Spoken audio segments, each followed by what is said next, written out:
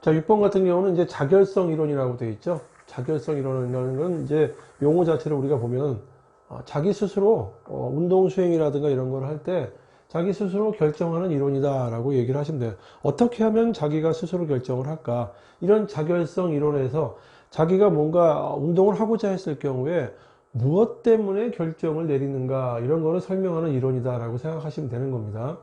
자, 여기 보기에서 설명하는 거 좀 쫙 보시죠.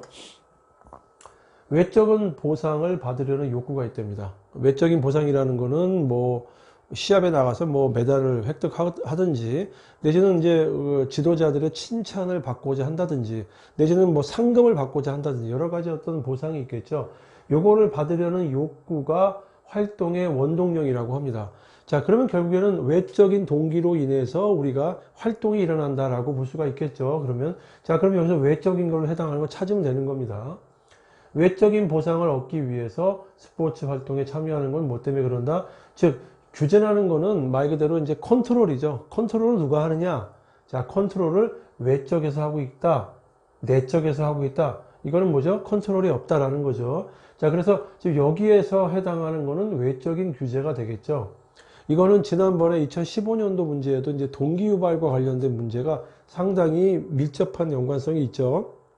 동기가 유발되는 거죠. 사람이 이게 뭔가 운동을 하고자 하는 욕구는 내적인 욕구도 있고 외적인 욕구도 있다. 이런 거를 설명하는 이론이 하나 있었죠.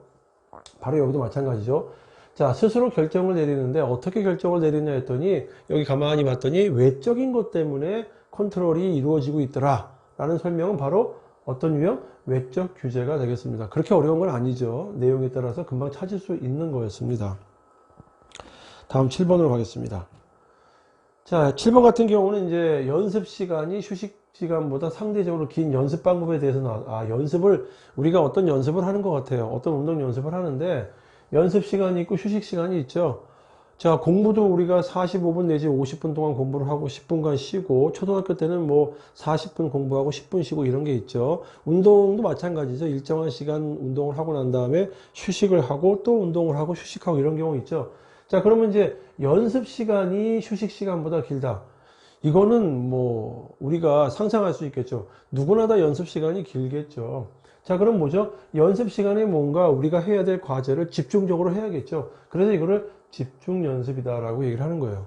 자, 그럼 반대가 뭐냐? 반대가 분산 연습이 되는 겁니다. 집중 연습의 이제 반대적인 개념이라고 하는 거를 이제 분산 연습이라고 할 수 있죠. 자, 구획이라는 거는 이 구획 어느 정도 딱딱 끊어져 있다는 얘기죠. 끊어져 있다는 얘기는 A라는 운동 기술을 배울 때, 자, 지금부터 10분 동안은 A라는 기술만 배우는 겁니다. 이렇게 구획이 정해져 있어요.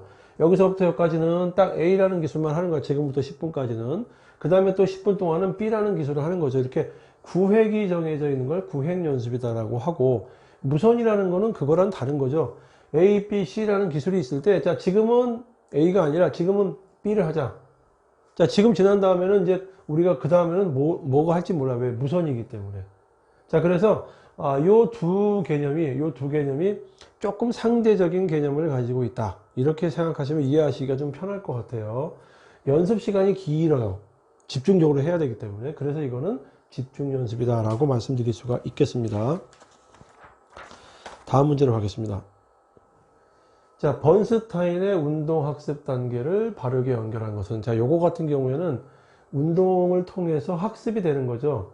운동을 통해서 학습이 되는 거는 어떤 학자들이 연구를 해도 2단계, 3단계, 4단계 정도가 있어요. 운동을 통하게 되면 학습이 이루어지는 단계를 설명한 것들이에요. 그래서 이제 뭐 최소한 2단계에서부터 시작해서 4단계까지 다양한 학자들의 연구들이 있는데, 여기 같은 경우는 이제 협응 단계, 제어 단계도 있다. 2단계로 설명을 한 거죠.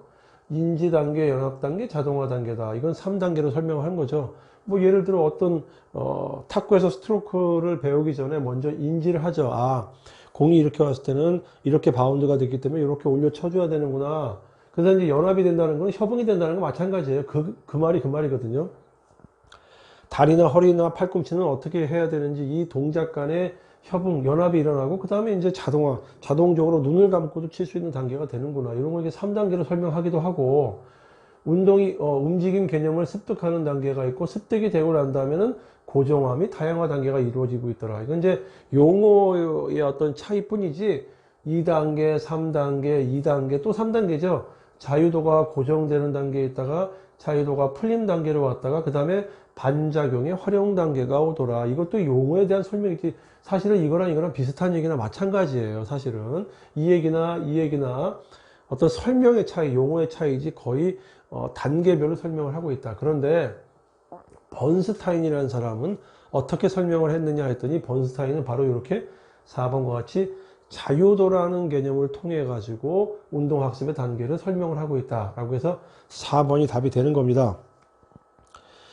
피츠하고 포스너라는 사람은 이렇게 얘기를 했어요. 이게 이제 예전부터 우리가 많이 알고 있던 인지, 연합, 자동화 단계라는 거를 피츠하고 포스너라는 사람이 이렇게 얘기를 했고, 그 다음에 이제 여기 같은 경우는 이제 니웰이라는 사람이 이렇게 얘기를 했어요.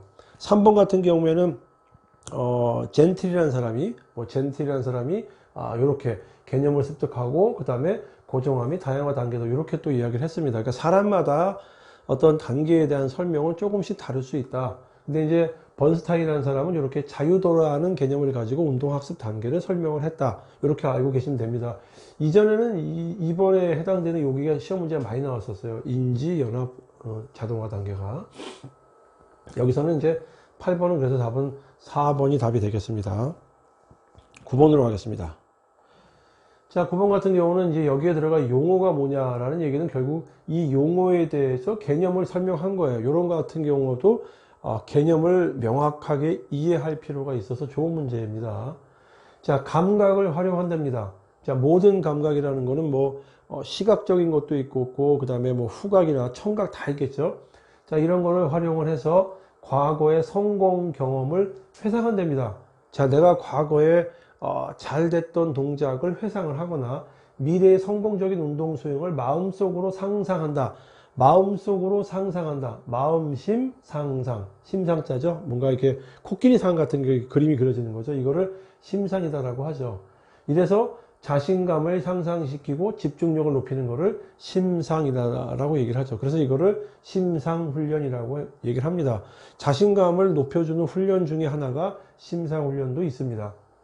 그래서 여기에 있는 보기를 설명하는 것은 용어 그대로 심상이 되겠습니다.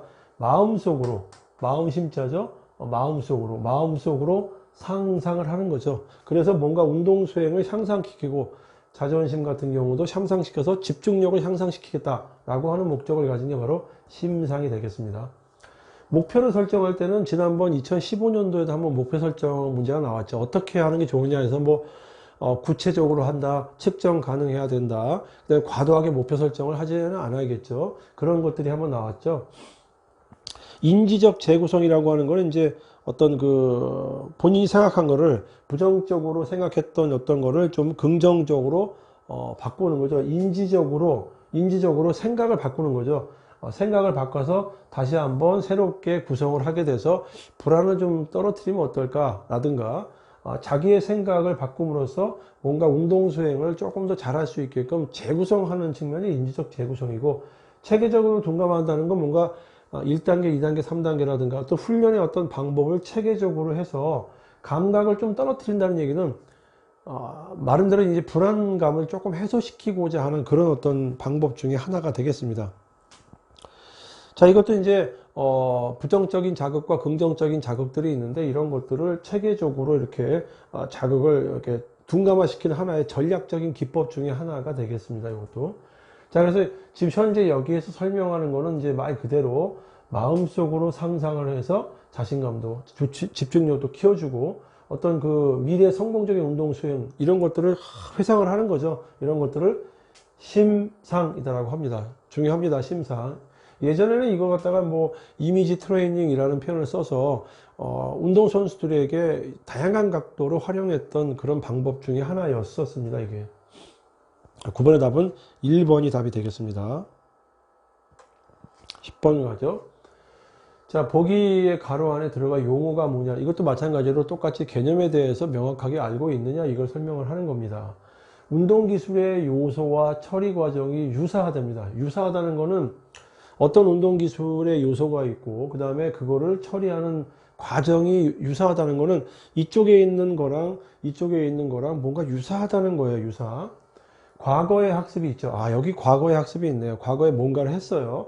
과거의 학습이 있고 지금 내가 뭔가 새로운 거를 또 학습하려고 해요.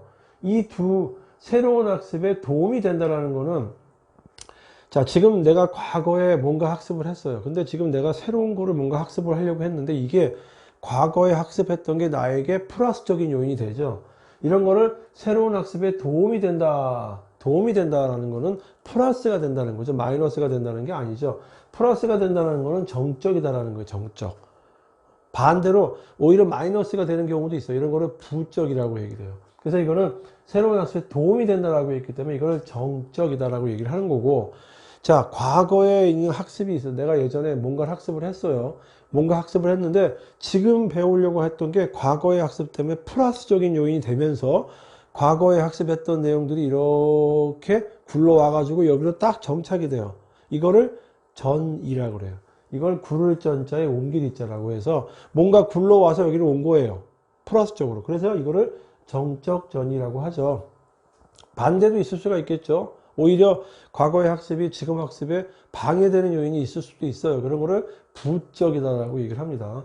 그래서 이걸 지금 현재 여기에 대한 설명하는 거를 정적 전이라고 하죠.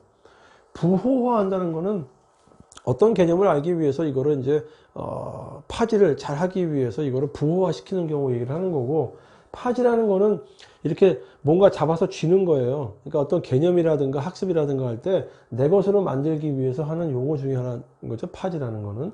표상이다라는 거는 뭔가 나타내려고 하는 거죠. 이런 걸 설명하는데 지금 현재 여기 있는 걸 설명하는 거는 전이에 대해서 설명하는데, 도움이 되는 전이는 뭐죠? 정적이다라고 얘기를 하는 거예요. 반대는 부적이다라고 얘기를 합니다. 그래서 10번 같은 경우에는 답이 현재 2번이 답이 되겠습니다.